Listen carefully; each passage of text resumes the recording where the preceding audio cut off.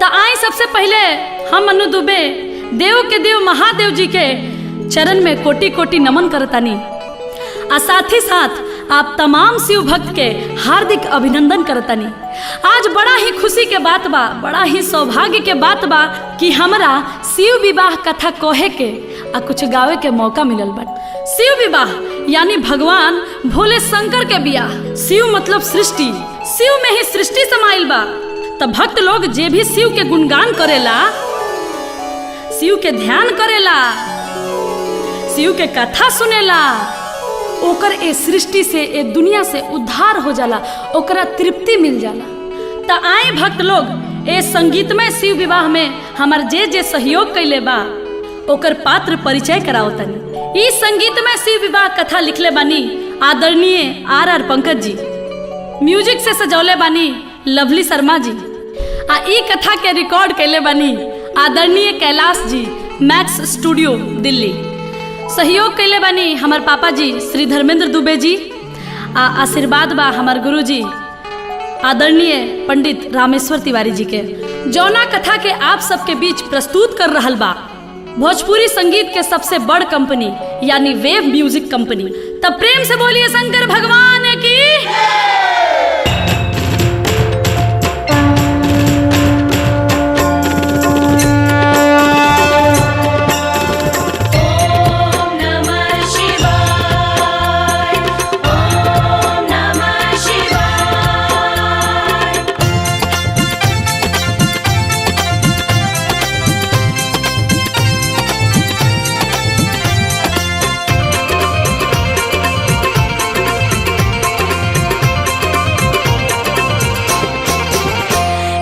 छोटी सी लड़की पार्वती शिव शंकर पूजा करती थी।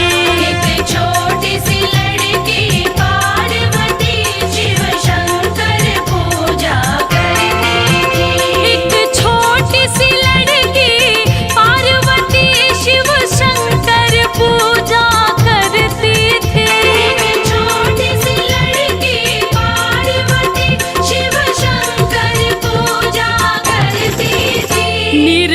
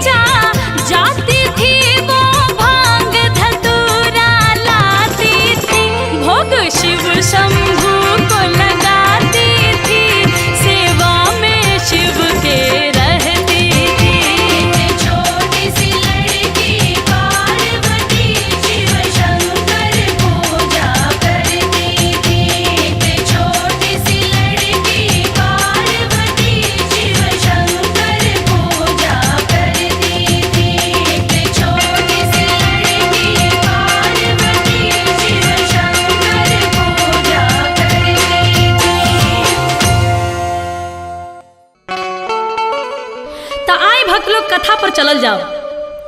राजा हिमांचल के पुत्री पार्वती अपन घर दुआर माई बाप सबके त्याग के जाके जंगल में शिव जी के पावे खातिर तपस्या करतरी। आ एने भगवान शिव शंकर 87,000 बरिस खातिर समाधि लगौले बनी।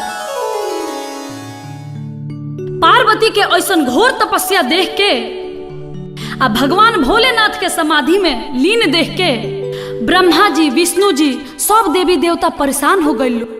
तब देवता लोग सोचे लागल कि अगर ये ध्यान ना टूटी और शादी ना जुटी तब इस सृष्टि के कल्याण कैसे होई। सब देवता लोग भगवान भोलेनाथ के जगावे खातिर प्रयास करे लागल, लेकिन डरे केहू लगे नइखे जात। अगर भगवान भोलेनाथ खिसिया गईले तब तब उछी सब गड़बड़ बा। अब देखी ब्रह्मा जी विष्णु जी आ संगे संगे सब देवता लोग आपस में मिल के सलाह कई कि भोलेनाथ के ध्यान कैसे तुरल जाओ। तब ब्रह्मा जी कहनी कि ऐसन कठिन काम कामदेव ही कर सकता रे। अब देखी सब देवता लोग मिलके कामदेव के लगे जाता आ कामदेव से ही सब बात बतावता कि रउआ भगवान भोलेनाथ के तपस्या तूरी ना तो अनर्थ हो जाई। काहे से कि पार्वती भगवान भोलेनाथ के पावे खातिर जंगल में जाके तपस्या कर रहल बड़ी। अब देखी भक्त लोग कामदेव भी ई खतरनाक काम करे खातिर तैयार नहीं होत। कामदेव भी कहत रे ऐसन खतरनाक काम हमरा से ना होई। तब ब्रह्मा जी समझौनी ह कामदेव ई काम तोहरे करे के पड़ी, ना तो इस सृष्टि के कल्याण ना होई। अब देखी ब्रह्मा जी से आदेश पौला के बाद कामदेव भगवान भोलेनाथ के तपस्या तुरे खातिर सुंदर सुंदर अप्सरा लोग के भेजतानी, नर्तकी के भेजतानी आ कहतनी कि हे अप्सरा इतना सुंदर सोच संवर के जाके ओइजा नाचे के बा गावे के बा कि भगवान भोलेनाथ के ध्यान टूट जाओ। अब देखी अप्सरा लोग सोच संवर के भगवान भोलेनाथ के लगे गइल बा जहां भगवान समाधि लगौले बनी। अप्सरा लोग आपन आपन रूप कला आपन आपन सुंदरता आपन आपन मोहनी मंत्र से भगवान भोलेनाथ के जगावे की कोशिश करता, लेकिन भगवान भोलेनाथ टॉस से मौस नहीं होत। सारा अप्सरा लोग के बुद्धि फेल हो गइल बा। अप्सरा लोग कहता कि अरे बाप रे बाप ये देव हवे कि पत्थर हवे। भक्त लोग अप्सरा लोग निराश होके कामदेव के भीरी पहुंचल ह। कहता लोग कि हे कामदेव जी दुनिया में बहुत प्राणी देखनी, लेकिन ऐसन अद्भुत जीव कहीं ना मिलल। हमनी के इतना नचनी हसन गौनी हसन, लेकिन ओ बुढ़ऊ के मन ना डोलल ह। तो देखिए एगो कैसन गीत के भाव लागल।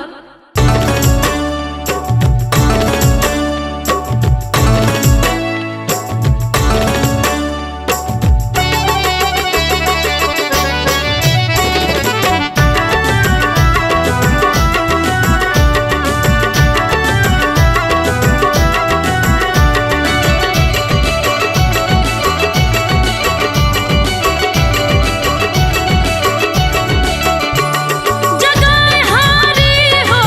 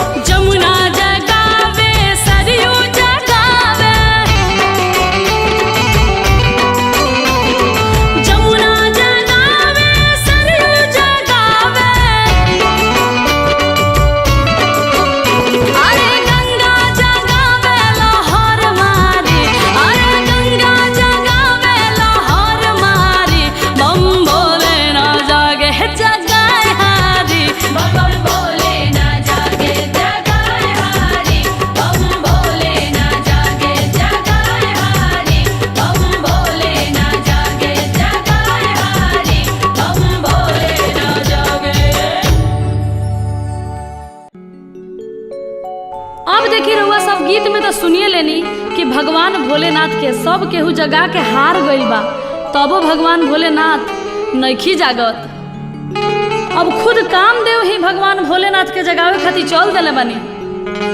कामदेव के आगमन होते ही बसंत ऋतु छा गई, चारों तरफ फूल फुला गई, नजारा मन के बहुत भावे लगल। तबो भगवान भोलेनाथ नइखी जागत। तब कामदेव के क्रोध आइल ह आ एगो गाछ पर चढ़ गई ह आ चढ़ के तीर से निशाना सधनी ह आ भगवान भोलेनाथ पर बाण चला देनी ह। आ जैसे वो बाण भगवान भोलेनाथ के लागल ह, भगवान के तिसरका आंख खुल गई ह आ तीनों त्रिलोक डोले लागल ह आ सृष्टि में हाहाकार मच गई ह। जैसे ही भगवान भोलेनाथ के तिसरका आंख के पहिलका ज्योति कामदेव पर पड़ल, कामदेव ओही जा जर के राख हो गई हन, भस्म हो गई हन। अब देखी भगवान भोलेनाथ समाधि से जाग गई बने। अब देवता लोग पहुंचल ह भगवान भोलेनाथ के दरबार में। भगवान भोलेनाथ कहतनी कि का बात बा, आज रउआ सब है यहाँ। देवता लोग कहल ह रउआ के पावे खातिर पार्वती जंगल में तपस्या कर रहल बाड़ी, उ रउआ से बियाह कइल चाहतारी। तब देखी एजा एगो कवि के बड़ा बढ़िया एगो भाव लागल बाटे। देवता लोग कहता कि भोले बाबा करी अब बियाह, सलाह सब देवता के मानी। भोले बाबा ई सब बात सुन के ठठा के हंसे लगनी। बियाह हमरा जैसन गजेड़ी भंगेड़ी से बियाह के करी? अरे के हमर भांग पीसी, आ के हमरा जोरे टूटही पलानी में गुजारा करी? के हमरा जोरे कैलाश पर रही? के हमरा संगे जंगल में रही? अरे हमरा से केहू बियाह ना कर सकेला। हे देवगण, आप सब हमरा के मत भरमाई। देवता लोग कहल ह ना प्रभु ना, रउआ बियाह करे के पड़ी, पार्वती रउए से बियाह करी है। भगवान भोलेनाथ के देवता लोग के बात पर भरोसा ना भइल। तब भगवान भोलेनाथ सप्त ऋषि लोग के बोलौले आ कहतनी हमरा खातिर पार्वती जी जंगल में जाके तपस्या करतारी, तनी जाके तू लोगिन पता कर लोगिन तो कि सही में उ हमरा के चाहतारी कि ना। आ जाके उजा हमार जेतना शिकायत बा सब जाके उजा कह देवे के बा, कैसहू हमार बियाह काट देवे के बा। सप्तऋषि लोग महादेव के आज्ञा पावते ही कहता कि जैसन राउर इच्छा महादेव, हमनी के उहे करब सर जौन रउआ चाहतानी। तो देखी बियाह कटवा एही बेरा ना, ओहू बेरा बियाह कटवा रहे लोग। आ बियाह कटवा लोग चल देले बा बियाह काटे खातिर। आ सप्तऋषि लोग जंगल में जाता जहाँ पार्वती जी तपस्या कर रहल बाड़ी। अरे जेकरा खातिर धरलू धयनवा, आ लगनवा तोहरो लागल, अब बड़े हो राम। ए गौरा, तू जेकरा खातिर तपस्या करत रहू जाना तारू के हउए? पागल हउए पागल। अरे ओकरा रहे के घर नइखे, पहने के वस्त्र नइखे, छानी छपर नइखे, उ तो खुदे पतई चबावेले, तो तारा के का खियाई है?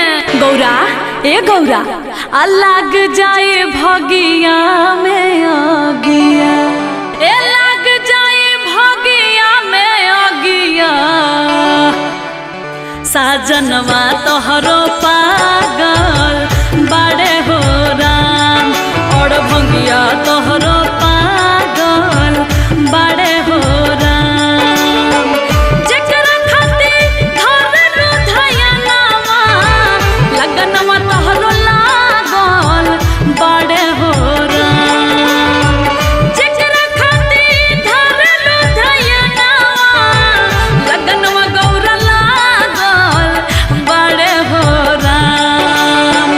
लग जाए भगिया में अगिया,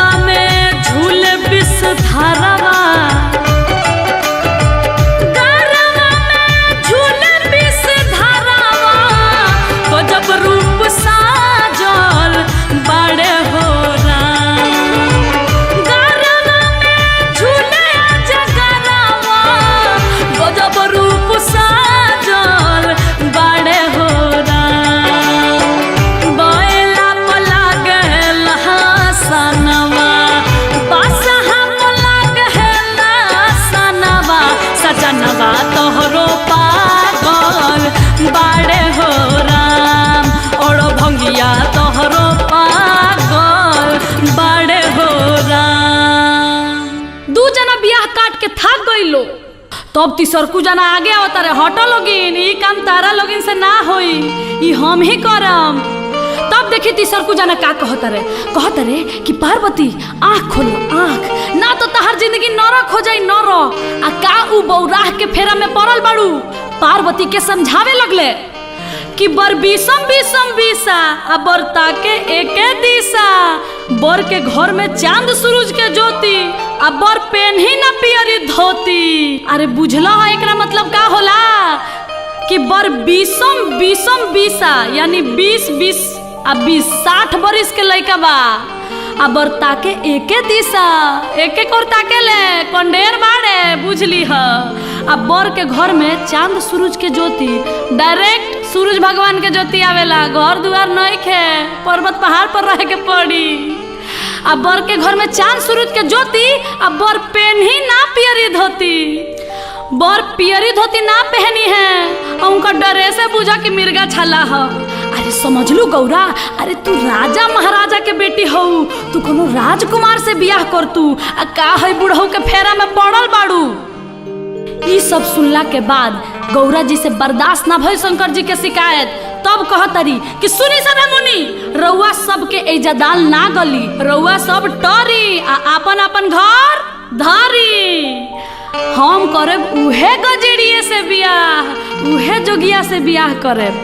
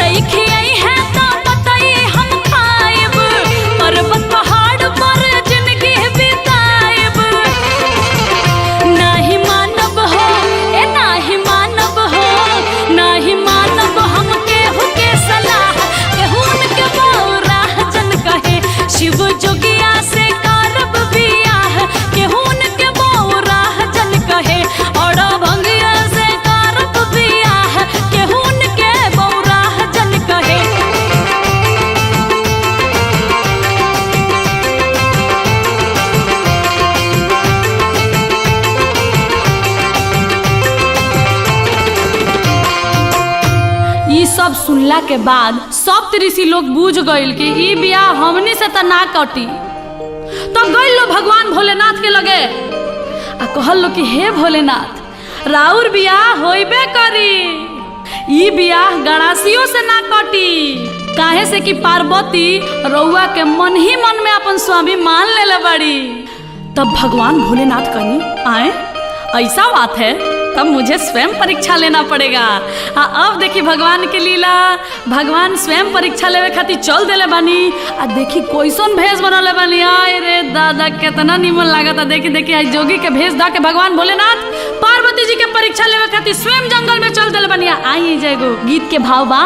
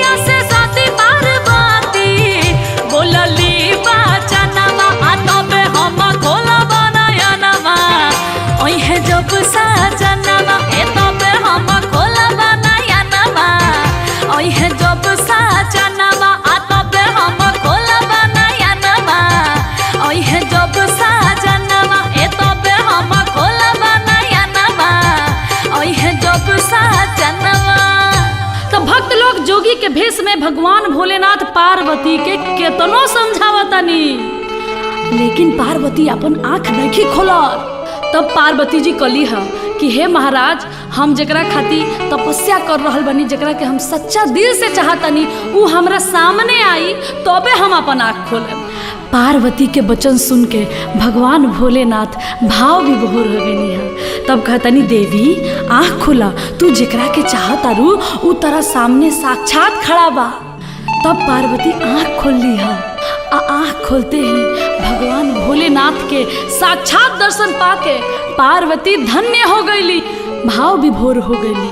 आ देखी भक्त लोग, एजा शिव पार्वती के पहला मिलन होता। पार्वती भगवान भोलेनाथ के चरण में लिपट गईली, रूप निहारे लगली आ कहे लगली कि कैसे लोग रुआ के कहत रहे कि रुआ बौराह बानी, रुआ तो तीनों त्रिलोक से सुंदर बानी। तब देखी कवि के कैसन भाव लागता।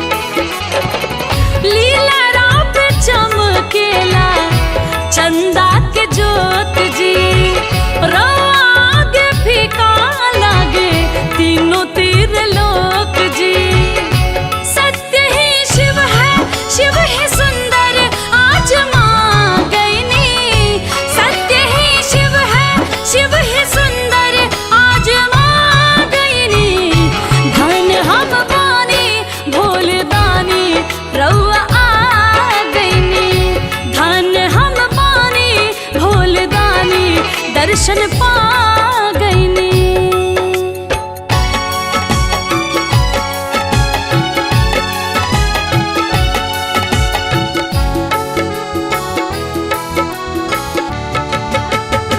स्वार्थ हो गईल कोईल जब तब पूजा, जोगिया के जैसन केहू जग में न दूजा।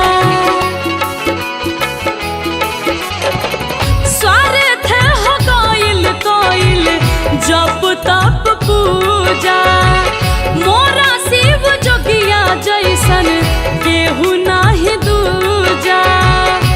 पार्वती के जिंदगी सफल बना गईनी, पार्वती के जिंदगी सफल बना गईनी। धन हम पानी भोले दानी रउआ आ गईनी, धन हम भोले दानी दर्शन पा गईनी। ई अद्भुत मिलन के बाद भगवान भोलेनाथ पार्वती से कहतनी कि पार्वती अब तू अपना घरे जा, हम स्वयं बारात लेके दूल्हा बन के तारा घरे आई। अब देखी भक्त लोग, ब्रह्मा जी राजा हिमांचल के घरे खबर भेजवातनी कि राजा हिमांचल के मालूम कि भगवान भोलेनाथ पार्वती से शादी करे खातिर तैयार हो गए बनी। अब देखी दुल्हो तैयार, कन्यो तैयार, तो चली हमनी के मिल के शादी के कार्यक्रम शुरू कर जाओ। आज भगवान भोलेनाथ के तिलक हुए। देखी पहले के तिलक आ आज के तिलक में कितना अंतर बढ़ुए।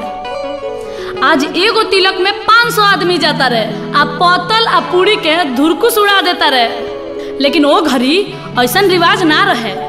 राजा हिमांचल तिलक चढ़ावे खातिर विप्रदेव यानी कि ब्राह्मण और हजाम मात्र 2 आदमी के शिव जी के दरवाजा पर भेजतनी तिलक चढ़ावे खातिर। आ तिलकहरू लोग जब आंगन में पहुंचता तो देखी हमनी के हिंदू धर्म में तिलक के बेरा एगो बड़ा बढ़िया गीत होला, आई सुनल जाओ।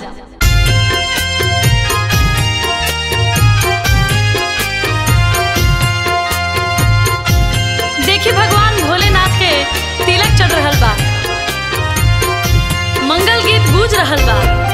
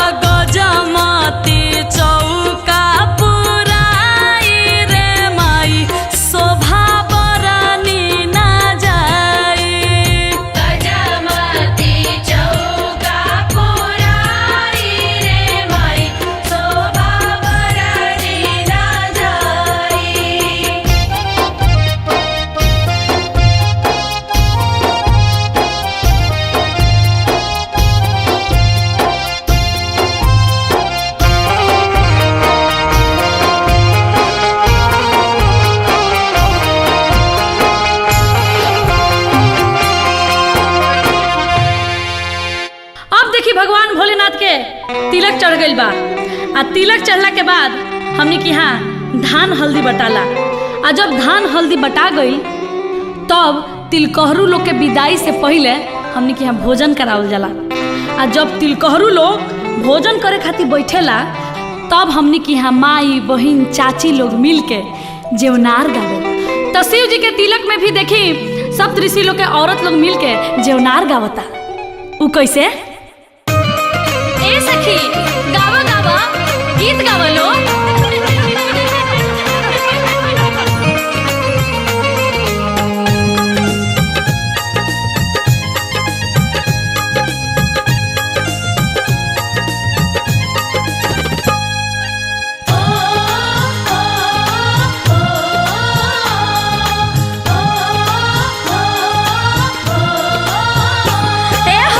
सोने के थारी में जेवाना परोसिले, सोने के थारी में जेवाना परोसिले, 56 भोग सजाई जी, 56 भोग सजाई जी।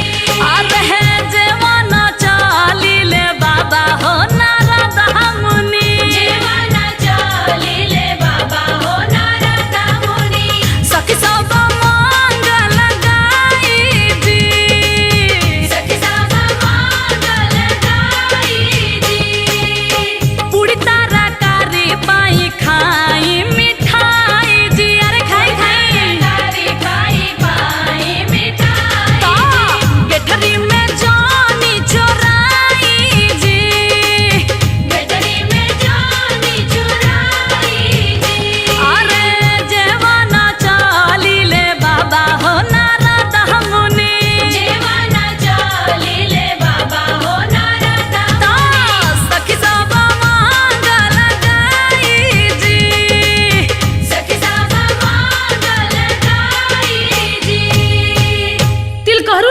चढ़ा के वापस लौटता।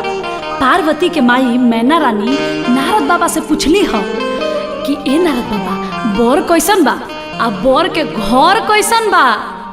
तब नारद जी कहतनी पार्वती के माई मैना जी से, ए जी लड़का तो ऐसन बड़ुआ कि ऐसन लड़का दुनिया में कहीं नहीं खे, तीनों त्रिलोक में ऐसन कहीं बर नहीं खे। अरे लड़का तो साक्षात त्रिलोकी नाथ हवे, भगवान भोलेनाथ हवे। अरे ओहे तो मड़वा में अजोर हो जाई, आ गांव नगर में शोर हो जाई, आ देख के पूरा लोग विभोर हो जाई। आ घर के बारे में तो पूछबे मत करी, माने कि सब केहू उनके घर में रहेला। अब देखी दामाद के बड़ाई सुन के मैना रानी बहुत खुश हो गईली।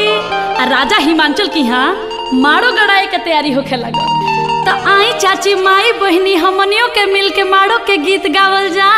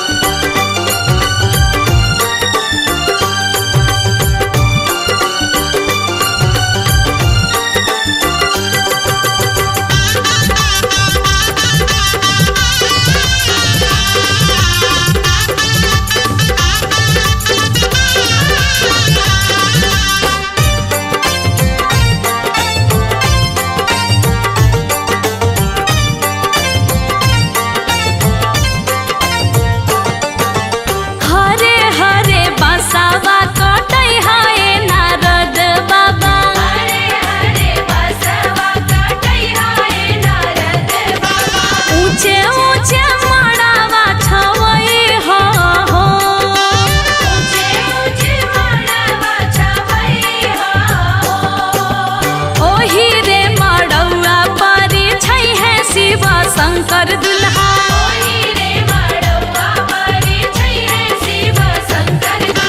गौरा संगे होई है बियाह हो, गौरा संगे होई है बियाह हो।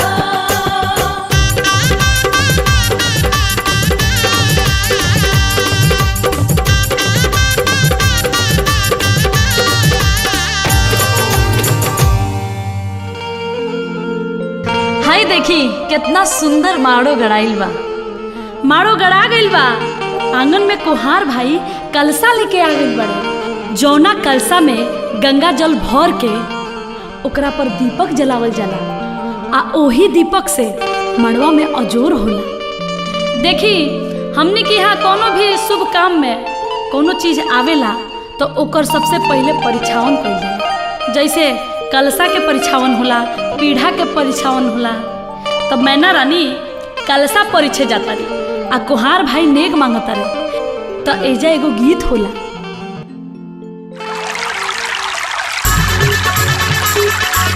ए चाची नेग निकाली नेग।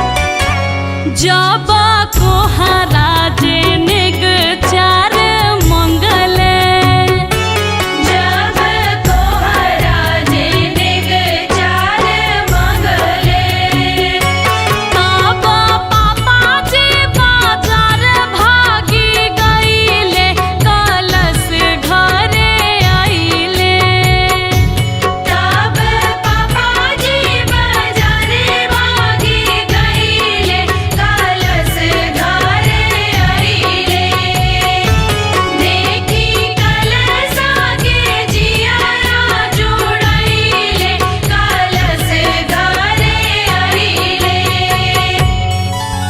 अब देखी माटी कोड़ाए यानी मटकोर के समय आ गइल बा।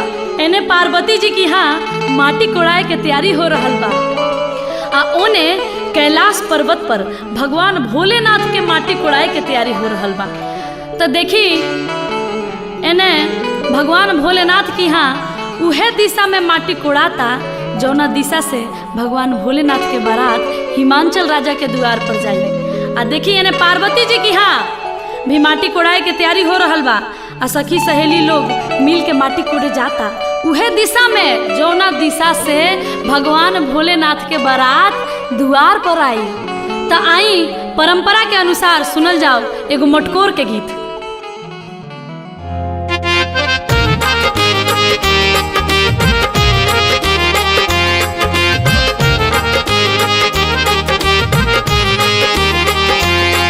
बजाओ भैया चमरा बजाओ सहनाई कहवा के पियर माटी कहाँ के कुदार है कहवा के पियर माटी कहाँ के कुदार है कहवा के साथ सुहागिन मटकोड़े जास है कहवा के साथ सुहागिन मटकोड़े जास है गंगा जी के पियर माटी सोने के कुदार है गंगा जी के पियर माटी सोने के कुदार है देवलोक के साथ सुहागिन मटकोड़े जास है देवलोक के साथ सुहागिन मटकोड़े जास है देवलोक के साथ सुहागिन मटकोड़े जास है देवलोक के साथ सुहागिन मटकोड़े जास है देवलोक के साथ सुहागिन।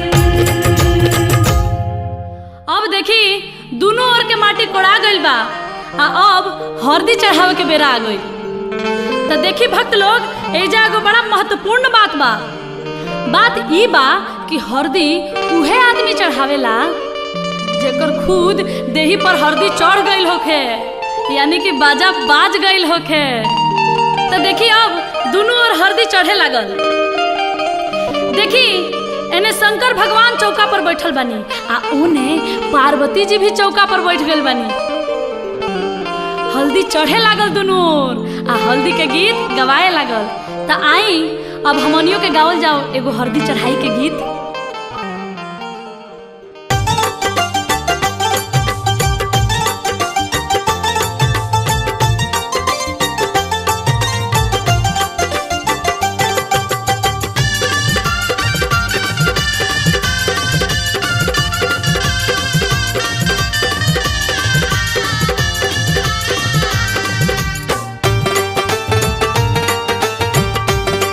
आगे माई कावन बाबा हरदी चढ़ाइले है आगे माई ब्रह्मा बाबा हरदी चढ़ाइले है शिव शंकर पर के दिले आशीष दुल्हा बनाइले है शिव शंकर वर के दिले आशीष दुल्हा बनाइले है कि आगे माई आजू के हरदिया सुहावना है आगे मैया जो के हरदिया सुहावन है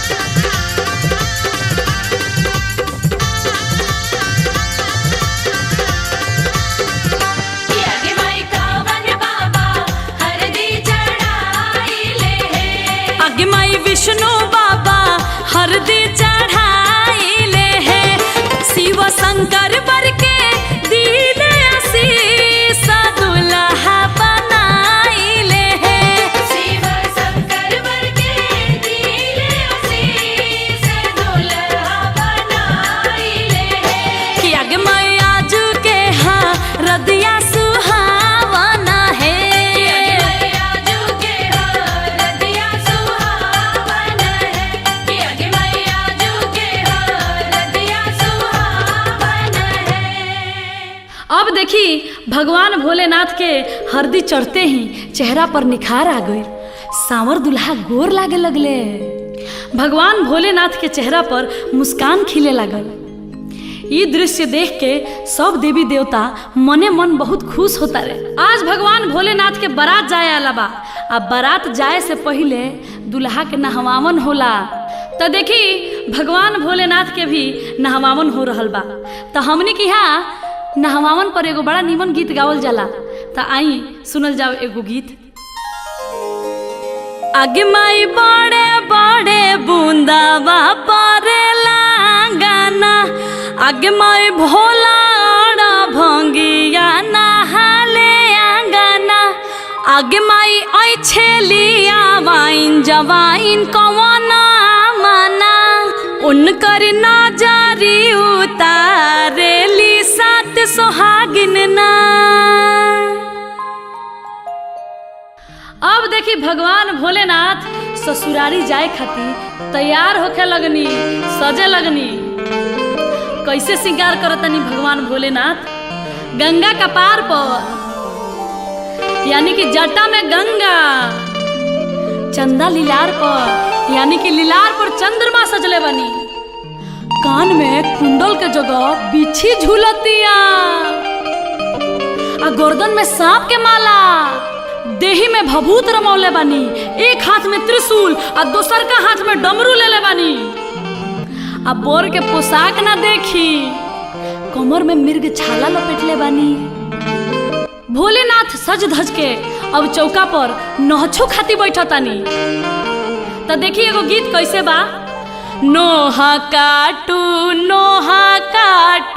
नौआ रे अंगूरी जानी कटी है रे बढ़िया से नोहा नाही कटबे जे तोरा नेग नहीं मिली है रे।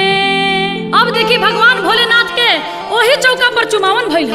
भगवान भोलेनाथ बसहा पर सवार होके बारात लेके निकलतानी। बसहा खुशी से झूम रहल बड़े। भगवान भोलेनाथ के बरियात जाए खातिर तीनों त्रिलोक के कोना कोना से अद्भुत अद्भुत जीव जंतु प्राणी आइल बड़े। देवता लोग के अलग दल बा, अब भूत पिचास के अलग दल बा, हाकनी डाकनी डाइन के अलगे दल बा, आ जीव जंतु के अलग दल बा। भगवान भोलेनाथ के संगे सभे मतवाला हो गइल बा। आ देखी बारात में के बाजा बजावता आ के डांस करता, हाड़ा बिरनी आ भुनुर भुनुर क के सहनाई बजावता, आ सांप अलगे फफकार मारता, आ भूत बताल अलगे नाचता रे अपना धुन में। आ कोनो के गोड़ बा तो हई देखी, कोनो के मुड़िए नइखे, आ कोनो के भर देही गोड़े बा, कोनो के एको गो आँख नइखे, आ तो कोनो के भर देही बुझी की आँखे बा। अब भगवान भोलेनाथ के बारात जौना रास्ता से जाता बुझी की रास्ता क्लियर बा, एको गो ट्रैफिक नइखे मिलत। हई ना देखी जौना रास्ता से ई बारात जाता वो रास्ता के लोग अपना घर में लुका जाता। दादा रे दादा आज जान बाची की ना।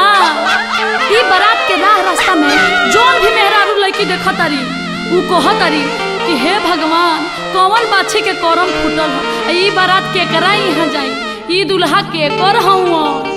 तो देखी भगवान भोलेनाथ के बारात कैसे गावत बजावत जाता, आ लोग देख के का कहता।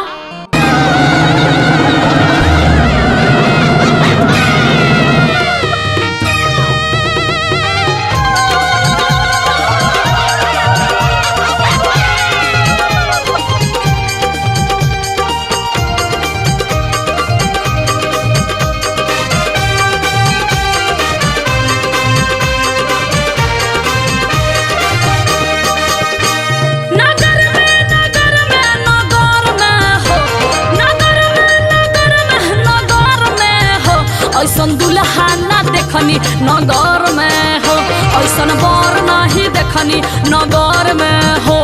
नगर में नगर में नगर में हो, नगर में नगर में नगर में हो, ऐसन बर नहीं देखनी नगर में हो, ऐसन दुल्हा न देखनी नगर में हो। अरे बाप रे बाप, अरे ए सखी ई बाढ़ की पीपर हो।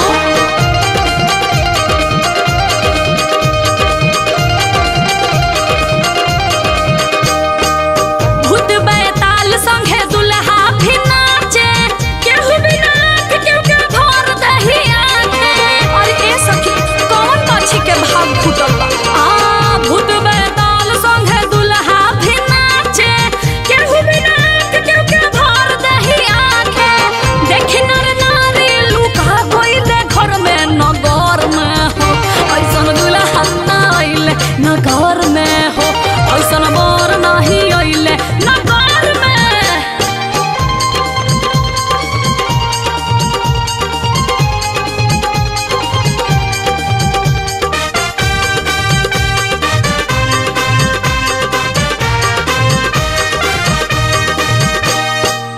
हड्डा अबिरनी बाजावे सहनाई, टूड़िया लगा के बिछी नाचे रमाई। अरे ए सखी कौन पाछी के भाग फूटल बा।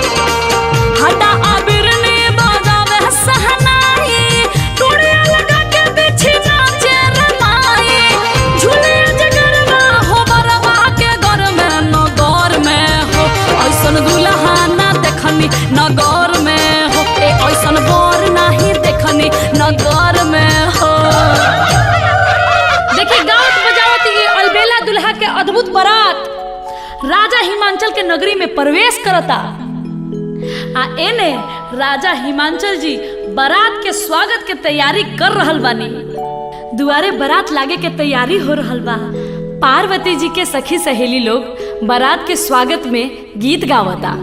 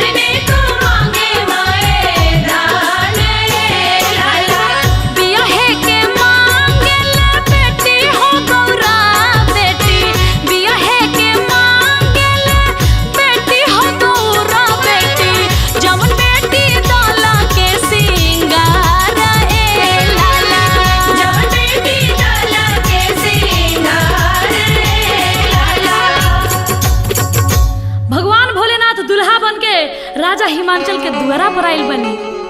ऋषि मुनि पुरोहित लोग द्वार पूजा करावता। ओम मंगलम भगवान विष्णु मंगलम गरुड़ध्वजा मंगलम पुंडरीकाक्ष मंगलाय तनोहरि। द्वार पूजा हो रहल बाटे। पंडित जी मंत्र पढ़तनी आ देखिए ना माई बहन लोग कैसन एगो सुंदर गीत गावता।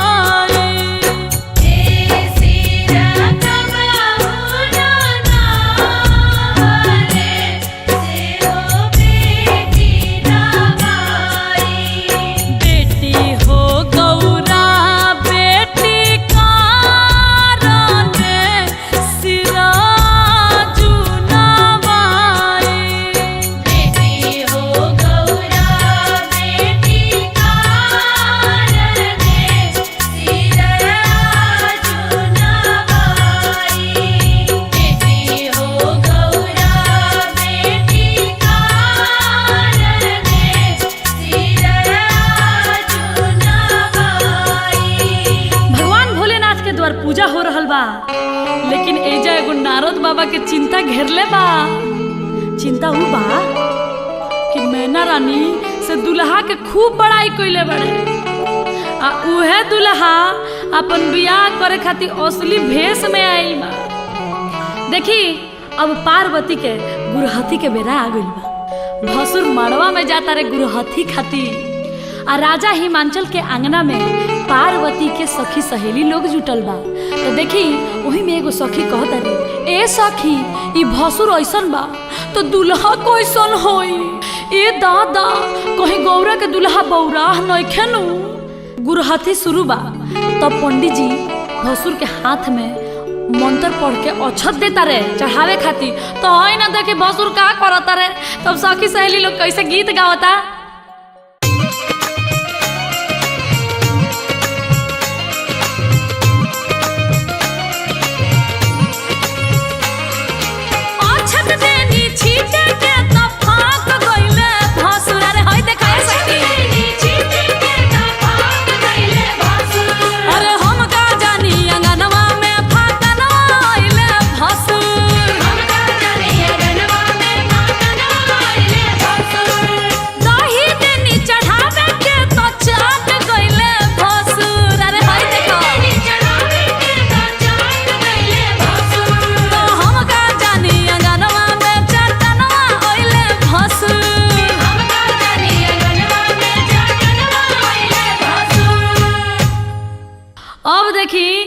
जौना बेरा के इंतजार रहला उहे बेरा आ गइल बा। लीलरा पर विधि के टाकी बा, कुछ बीत गइल कुछ बाकी बा। अब नारद बाबा के गोधन कुटाए आला बा, काहे कि इहे बरब अंगना में जाए आला बा। एने देखी मैना रानी अपन दामाद देखे खातिर बेसब्री से इंतजार कर रहल बाड़ी। आखिर उ दामाद के कब देखेम जे तीनों त्रिलोक के मालिक हवे, जेकर इतना बड़ाई सुन ले बानी, जेकरा से हमार बेटी पार्वती के बियाह होके आला बा। अब बर के आंगना में बुलावे खातिर हजाम के भेजल जाता। भगवान भोलेनाथ जैसे ही राजा हिमांचल के आंगना में अइल हन, जैसे ही सास अपना दामाद के देखली हो अंगने में गिर गईली हो, बेहोश हो गईली हो। राजा हिमांचल के आंगना में रोन पीटन पड़ गई। आही रे दादा ई का भई? आखिर हमार भोली पार्वती कौन कसूर कैले रही हो? अब देखी नारद भगवान के सब केहू खोजे लागल ह, सब केहू उनका के कोसे लागल ह, गाड़ी देवे लागल ह। का ए नारद ई अबोध बेटी तहर का बिगड़ले रही ह? आखिर कौना जन्म के बदला सधौल ह कि हमर पार्वती खातिर ऐसन दुल्हा खोज के लिए अइल ह, ऐसन भिखारी के खोज के लिए अइल ह। तब तक नारद बाबा नारायण नारायण करत आंगना में पहुंचतानी। देखी नारद मुनि ही शंकर भगवान आ पार्वती जी के बियाह में अगुआ रहल बनी। नारद मुनि के बात केहू ना काटेला। नारद मुनि आगम निगम सब कुछ जानी ले। नारद नारद जेकर बात कबो रद्द ना होखे ओकरे के नारद कहल जाला। तो नारद भगवान मैना रानी के समझावतानी आ कहतानी कि मैना रानी ना ना रुआ चिंता ना करी, ई भगवान भोलेनाथ हुवन, ई सही में तीनों त्रिलोक के मालिक हुवन। रुआ अभी कुछू नहीं जानत, इनकर अनेक रूप बा। हे मैना रानी रुआ बर पर छी, रुआ चिंता ना करी। लेकिन मैना रानी तैयार नहीं हो। कहतरी ना ए दादा ना, ऐसन बौरा बर से हम अपन गौरा के बियाह ना करे। देखिए जा एगो कैसन भाव लागता मैना रानी के कि आगे माई गौरी ऐसन ज्ञानी बेटी के बरवा मिलल बौरा। ए माई बरवा मिलल बौरा। नारद बाबा के हम काहिले बिगड़नी, बरवा खोजल बौरा है कि अगमई ऐसन बौरा बरसे गौरा ना बियाहब, मोरे गौरा रही है कुंवार। ए माई मोरे गौरा रही है कुंवार। गौरा लेके डूबब हम, गौरा लेके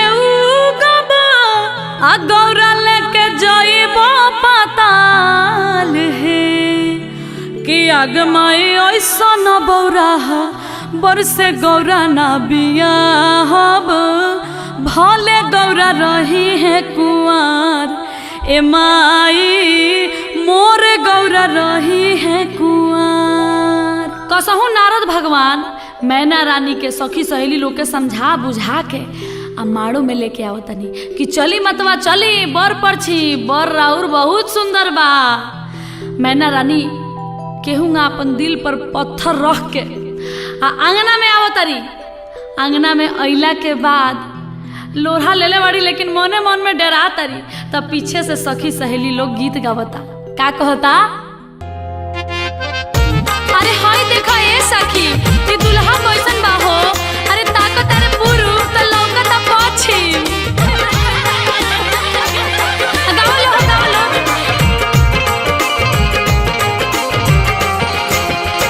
चलनी के चालल दुल्हा सुप के फटकारल है। चलनी के चालल दुल्हा सुप के फटकारल है। दिया का के लागल बर अंगना बाजा बाजल है। दिया का के लागल बर अंगना बाजा बाजल है। सासू के आँखिया में लगल मधुमक्खिया है। सासू के आँखिया में लगल मधुमक्खिया है। कैसे में मोरी छपदा मदयाला बेलवा है। कैसे में परी छबदा मदयाल बेलवा है। कैसे में परी छबदा। आंगन में बर परिछा गइल बड़े। आ बर परिछैला के बाद अब पार्वती के मंडप में बुलावल जाता। तो देखिए एगो एजा गीत होला। उ गीत ऐसन होला कि सुनते ही हर बाप के करेज फटे लगेला जे बेटी के इतना छोट से पढ़ा लिखा के पोस पाल के सयान कइले बा। उ बेटी आज पराया होके जा रहल बाड़ी।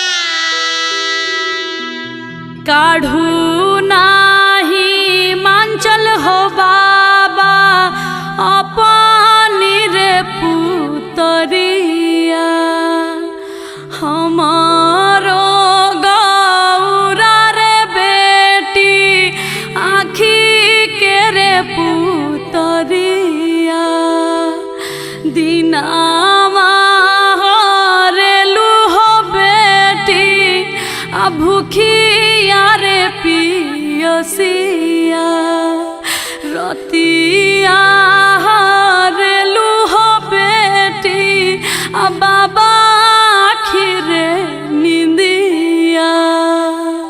पार्वती के मंडप में बुलावल जाता। कन्यादान और उस शादी के कार्यक्रम अब आगे बढ़ावल जाता। मंडप में एक तरफ शंकर भगवान बैठल बानी, बीच में कलसा बा आ दूसरा तरफ पार्वती जी बैठल बानी। तब पार्वती जी मने मन शंकर भगवान से निहोरा करतनी कि हे शंकर भगवान, हे भोलेनाथ, रउआ तीनों त्रिलोक के मालिक हई। रउआ इतना सुंदर तीनों त्रिलोक में केहू नहीं खे। तब राउर शिकायत हमरा यहाँ होता, हमरा तनको नीमन नहीं खे लागे। प्रभु कुछ विचार करी, आपन भेष के बदली। पार्वती जी मने मने मुस्का के देखी का कहतरी कि कलसा के ओटे ओटे बोलेली गौरा देई राखी स्वामी लजिया हमार है। आ तनिया सा रूपवा बदलती महादेव नैहर के लोग पतियाए। हे स्वामी नैहर के लोग पतियाए। अब देखी कैसे चमत्कार होता कि अतने में रूपवा बदलनी महादेव चांदनियन चमके लीलार। ए माई दुल्हा सुंदर सुकुमार। देखी पार्वती जी के विनती सुनते ही भगवान शिव शंकर भोलेनाथ अपन रूप बदल देले बानी। आ रूप बदलला के बाद वहाँ ऐसा सुंदर दुल्हा तीनों त्रिलोक में कहीं नहीं खे। आ देखी मड़वा अजोर हो गई बाटे। भगवान भोलेनाथ आ पार्वती जी के ये अद्भुत जोड़ी देख के कलसा भी मने मन मुस्काता। एजा भी एगो गीत गावल जाला, कैसे?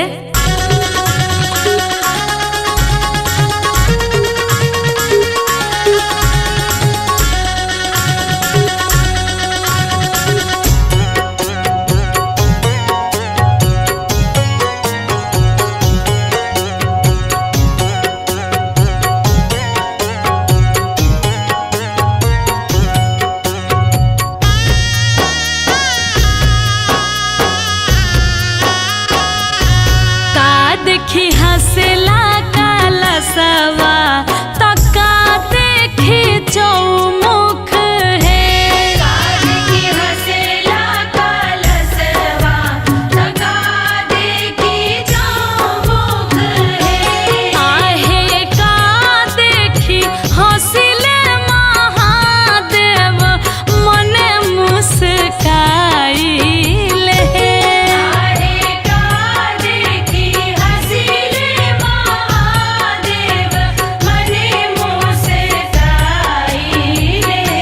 चौमुख देखी हंसला कलसवा कलश देखी चौमुख है। आहे गौरा देखी हंसिले महादेव मने मुस्काइले। गौरा देखी हंसिले महादेव मने मुस्काइले।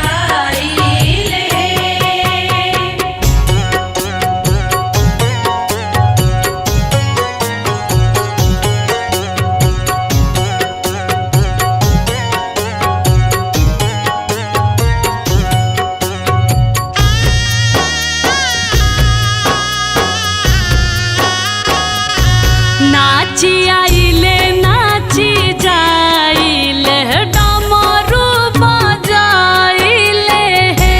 नाची आइले नाची जाइले डमरू बजाइले। आहे सुतल गौरा उठेली चिहाई डमरू देखे जाइब है। आहे सुतल गौरा उठेली चिहाई डमरू देखे जाइब है। जन जाहुए गौरा जन जाहु डमरू देखे जन जाहु है। आहे सुनीले हब पापा जी तोहार त जाइब खिसियाई नुहे। आहे सुनीले अब पापा जी तोहार त जाइब खिसियाई नुहे।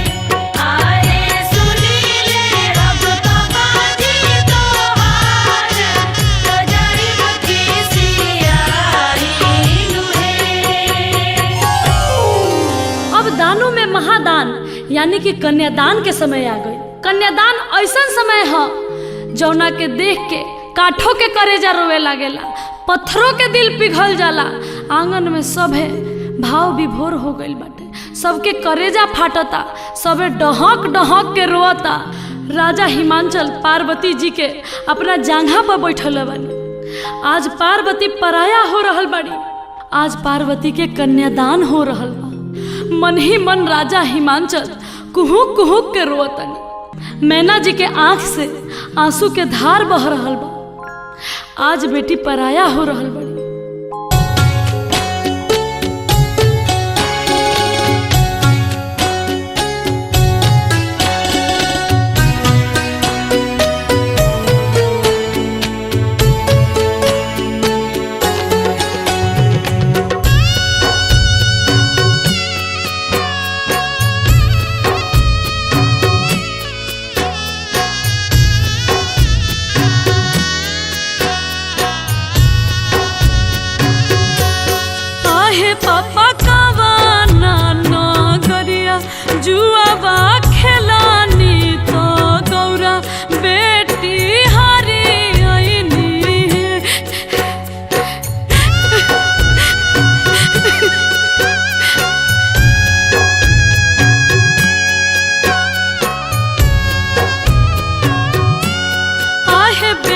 शिव के नागरिया जुआवा खेलानी तो तोहरा के हरियनी है।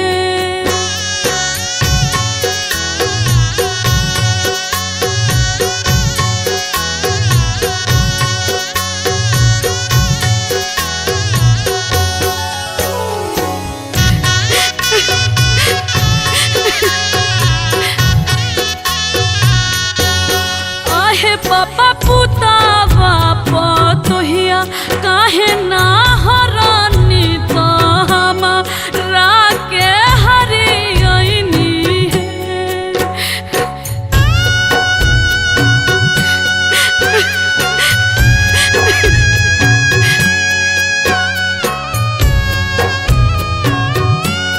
आहे बेटी पुतावा पतोहिया घर के लक्ष्मी तो तू बेटी पाराया बाड़ू हो।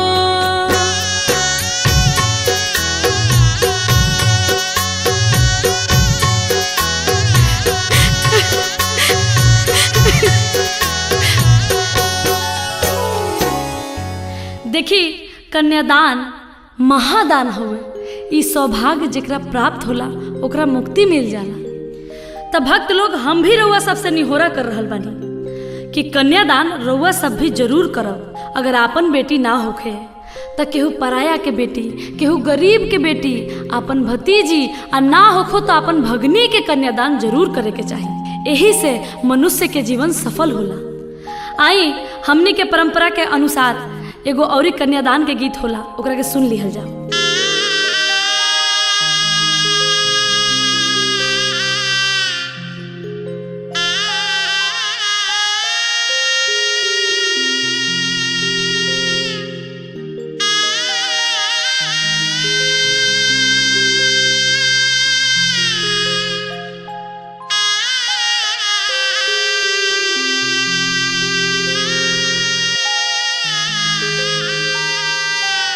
कोठावा ऊपरा बाबा मोरवा रे बोलुए मोरवा बोलिया सुहावन हो लगुए मोरवा बोलिया सुहावन हो लगुए।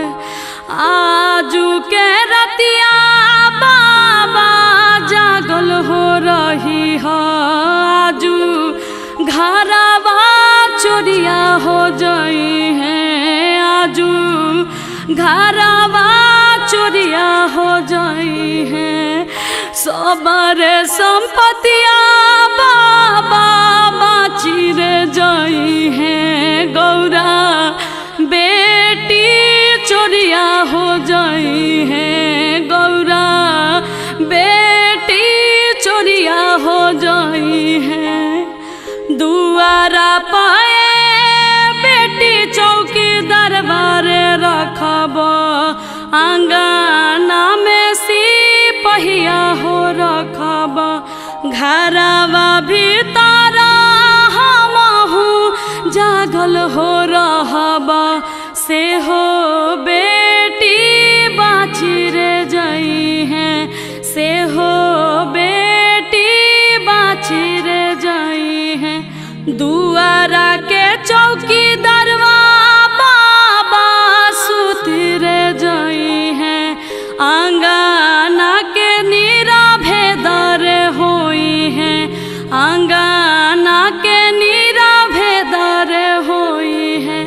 घरवा भीतर रो सुती हो जाइबा, से हो बेटी चोरिया हो जाई है, गौरा बेटी चोरिया हो जाई है। कन्यादान हो गई, अब सिंदूरदान के समय आ गई। राजा हिमांचल आ मैना रानी के लग से उठ के पार्वती जी अब शंकर भगवान के बगल में बैठल बड़ी। आ देखी 7 सुहागिन मिल के माड़ो में शंकर भगवान के सिन्होरा देता लो कि भगवान भोलेनाथ अभी सिन्होरा ली आ पार्वती के जिंदगी के सफल बनाई। देखी एक चिटकी सेनूर के कितना महत्व बा। एक चिटकी सेनूर मांग में पड़ते ही दुनिया बदल जाला। तो सखी सहेली लोग भगवान भोलेनाथ से आग्रह करता कि हे बाबा अब पार्वती के मांग में सिंदूर भरी आ पार्वती के जिंदगी के सफल बनाई। तब भोले बाबा सिंदूर दान कर रहल बनी, पार्वती के मांग में सिंदूर भरतनी आ सखी सहेली लोग गीत गावता। का गावता? हटिया के सिनुरा महंग भइले बाबा, चुनरी भइलन मोल है, चुटकी भर सिनुरा के कारण ये बाबा छोड़िले नगर तोहार है। हटिया के सिनुरा मांगाइब मोरे बेटी, चुनरी मांगाइब अनमोल है, चुटकी भर सिनुरे के कारण ये बेटी छोड़ेलू नगर हमार है, छोड़ेलू नगर हमार है। अब भगवान भोलेनाथ पार्वती जी के इज्जत शादी संपन्न हो गई। तब प्रेम से बोलिए शंकर पार्वती की हरा हरा महादेव। अब देखिए शादी के बाद दुल्हा दुल्हन के आशीष दिहल जाता, यानी कि चुमावन हो रहल बा।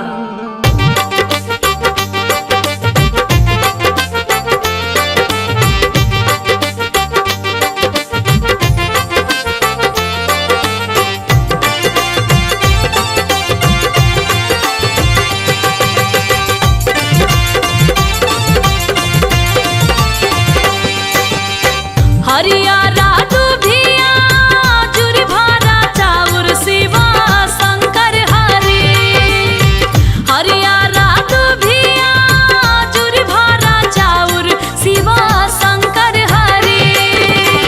चुम चुम चुमावेली अम्मा सोहागिन शिवा शंकर हरि, चुम चुम चुमावेली अम्मा सोहागिन शिवा शंकर हरि।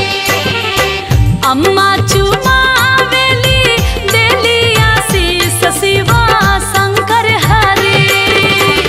जिया सा दुल्हा दुल्हन लाखों बरिस शिवा शंकर हरि। जिया से दुल्हा दुल्हन लाखों बरिस शिवा शंकर हरि। जिया से दुल्हा दुल्हन लाखों बरिस शिवा शंकर हरि। भगवान भोलेनाथ पार्वती के संग कोहबर में जातनी, कुल देवी देवता से आशीर्वाद लेतनी। अब भगवान भोलेनाथ के संग है पार्वती नैहर नगरी छोड़ के ससुराल जा रहल बड़ी।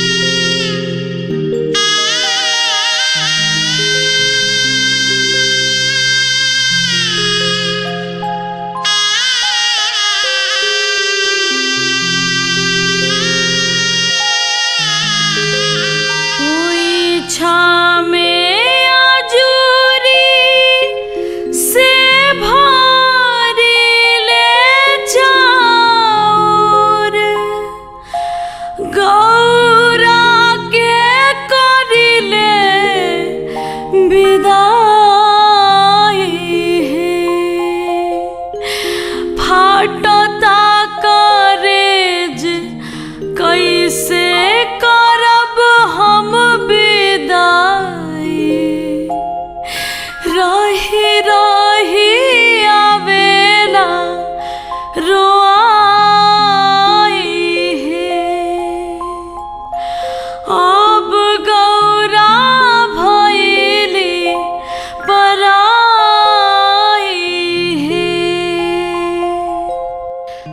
शिव भक्त लोग शिव जी के बियाह संपन्न भइल। अगर ई कथा में हमरा से कोनो गलती हो गई हुई तो अपना अनु दुबे के अबोध बालिका समझ के, अपन घर के बेटी समझ के माफ करब। हमार आगे भी कोशिश रही कि ऐसा बढ़िया बढ़िया कथा कहानी लेके रउआ सबके बीच में आइब। तो बोलिए